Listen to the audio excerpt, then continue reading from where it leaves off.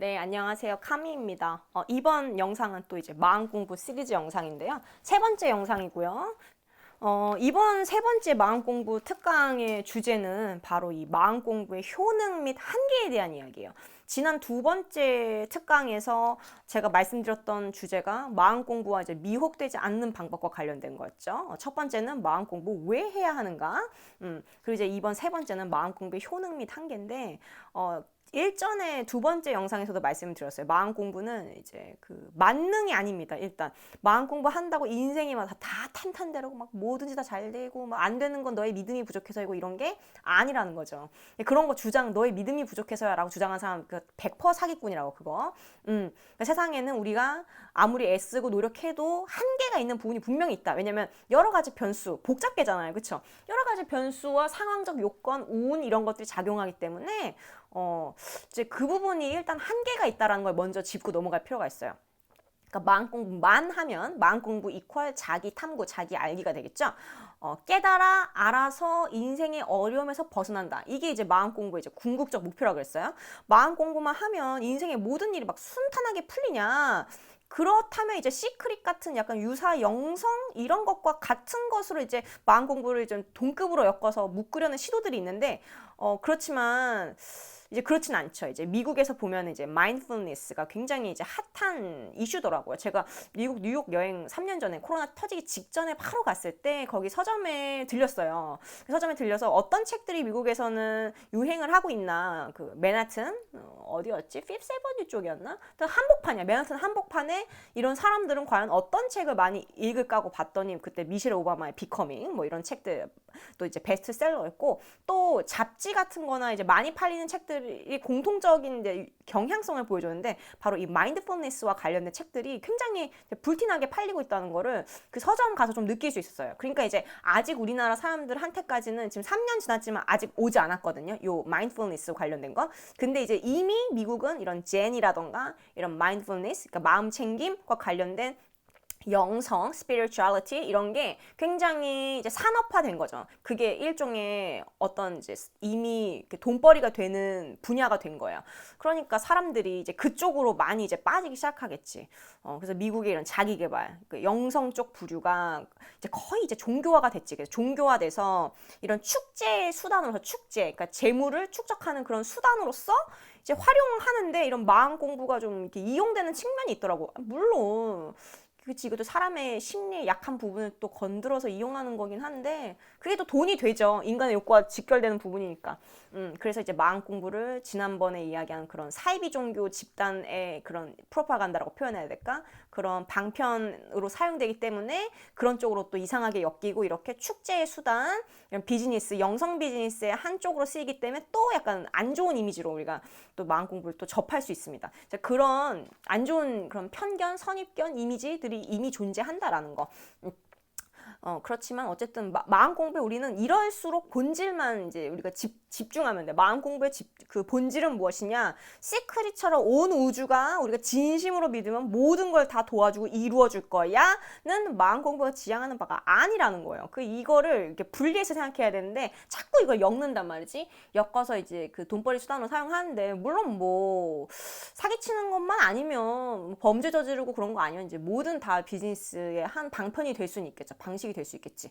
그렇지만 마음 공부 이퀄 깨달아 알아서 문제에서 벗어난다.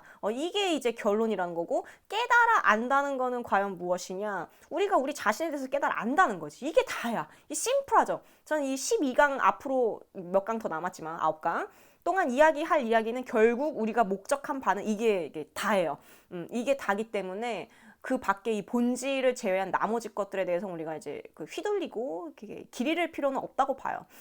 사실 안 되는 건 안 되는 거거든요. 근데 이제 안 되는 건 네 믿음이 부족해서야 이런 식으로 이야기하는 사람들이 있지. 그러니까 가만히 있는데 뭐 어떤 식으로 막 저절로 우리가 원하는 게 막 이루어지고 그런 일은 없죠. 근데 이제 영적으로 그러니까 마음 공부하다 보면 자연스럽게 부수적으로 따라오는 효과가 영적인 민감성이에요. 그러니까 이제 이런 신비 체험이라든가 그러다 보면 신비 체험 같은 거를 내가 영적으로 둔감했을 때는 하지 못했던 경험들을 할 수가 있죠. 그런 사람들이 마치 착각에 빠지지 잠시 내가 뭐라도 된 것 같아. 내가 뭔가 좀 영매 같은 사람이 된 건가 싶으면서 좀 그런 이제 그 자기가 뭔가 특별한 능력을 얻은 것처럼 이제 뽕에 취하고 잠시 우쭐하고 그럴 수 있는데 그냥 마음 공부하다 보면 부수적으로 나타나는 그냥 그런 효과일 뿐이다라는 거. 그치. 그리고 이제 영적으로 민감하면 그렇기 때문에 느껴지고 보여지는 게 많아요. 그렇다 보니까 안 느껴지고 안 보일 때와는 다른 생각과 행동을 할 수밖에 없죠. 그렇기 때문에 이제 예전에 무명의 상태에서 행할 때랑 조금 보이고 알 때 행동하는 게 다른 거예요. 그래서 삶이 좀 더 수월하게 느껴지는 것. 그것뿐인 거지. 내가 어떤 막 대단한 사람이 되고 막 그래서가 아니다라는 거예요. 그래서 가만히 있는데 저절로 이루어지는 거는 없습니다. 근데 조금 쉽게 이루어질 수는 있죠. 관점과 이런 보이는 게 달라졌으니까. 그치. 문제 해결이 수월은 해져요. 또는 이제 마음 공부하면은 깨달아 알아서 문제를 해서 벗어난다 했잖아. 예전에는 문제였던 게 이제 더 이상 문제로 안 느껴지기도 해. 왜? 내가 강해졌으니까. 내가 능력치가 좀 더 향상했으니까. 내 내공이 조금 쌓였으니까 예전에 좀 비리비리했을 때는 그게 나한테 문제였어. 나를 힘들게 하는 해결해야 할 문제였지만 이제는 그런 거는 너무 사소해서 문제조차 되지 않는 거죠. 그런 효과는 있어요. 근데 이제 마음 공부한다 해서 막 인생에 막 술술 아무것도 안 해도 풀리고 막 그런 건 아니다라는 거. 그리고 이제 나약한 인간이기에, 그쵸, 종교가 이제 신에 대한 믿음으로 이제 삶의 구심점 또는 주춧돌의 역할을 하죠. 종교라는 거 어떤 신에 대한 믿음, 어떤 대상, 초월적 대상에 대한 믿음, 이런 거, 그런 거를 이제 포커싱해서 삶의 구심점 또는 주춧돌의 역할을 하죠.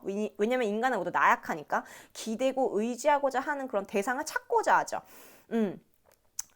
그래서 마음 공부를 한다면은 사실 마음 공부는요, 종교랑 지난 영상에서 좀 약간 결이 다르다고 했어요. 마음 공부는 암이라고 했잖아. 암. 그래서 마음 공부는 종교보다는 약간 인지행동 치료 쪽에 좀 더 가까워요. 이거는 좀 이렇게 상담, 임상심리 쪽에서 나오는 개념이죠. 인지행동 치료. 그래서 마음 공부는 이제 종교와는 좀 그런 숭배, 종교의 대상과는 약간 다르다라는 거. 그래서 마음 공부는 사실 인지행동 치료라고 했잖아. 그러니까 결국은 삶에 집중을 한단 말이지. 자기 자신의 무지를 알고 자기 자신을 더 알게 되는 거에 집중을 하기 때문에 사실 스스로에 대해서 그렇게 알기 위해서 노력을 하다 보면은 자연스럽게 조금 더 뭐라고 표현해야지? 영적인 감각이 벼려지기 때문에 어떤 초월적 존재, 우주와의 연결감, 이제 그런 거를 느끼게는 되죠. 그러니까 이제 거기서부터 조금 이제 미혹되기도 하고 이상한 쪽으로 빠지기도 하고 그러는 것 같아요.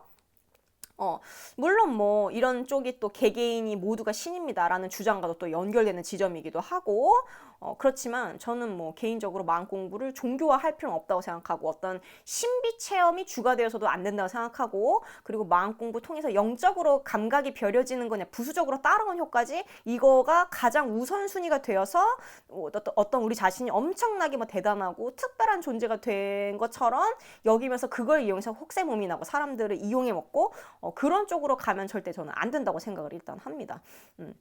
그래서 무엇을 믿을지는 이제 여러분이 앞으로 마음 공부를 하시면서 스스로 이제 구성해 나가야 되는 거죠. 왜냐면 이제 현실은 우리가 믿는 것들의 구성으로서 나타난다고 저는 생각을 하기 때문에 그쪽으로 그런 사이비 쪽 그런 약간 별로인 그런 방향으로 가시지는 좀 않았으면 좋겠지만 어쨌든 무엇을 믿을지는 이제 여러분이 선택하는 거죠. 저는 개인적으로 인간 모두가 신이다라는 그런 뉴에이지 쪽에서 주장하는 거 있죠. 마음 공부 하다 보면 영성 쪽 스피리추얼리티 가게 되고 마인드풀니스, 그다음에 그런 쪽으로도 또 간단 말이지.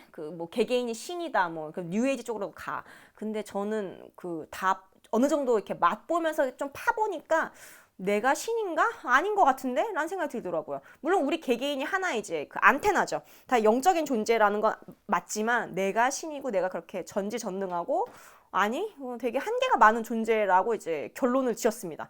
그래서 저는 이제 여기저기 다 이제 조금씩 이제 트레일을 따라서 가다 보니까 이제 맞닿는 지점들이 있잖아요. 그것들 다 보면서 어느 정도 무엇을 믿을지 선택을 다 어느 정도는 끝냈어요. 그래서 이렇게 이제 확립을 했는데 마음 공부 처음 하시는 분들은 알고 싶은 게 너무 많으실 거기 때문에 다 해보신 다음에 무엇을 믿을지 스스로 한번 선택을 하시면 될 것 같아요.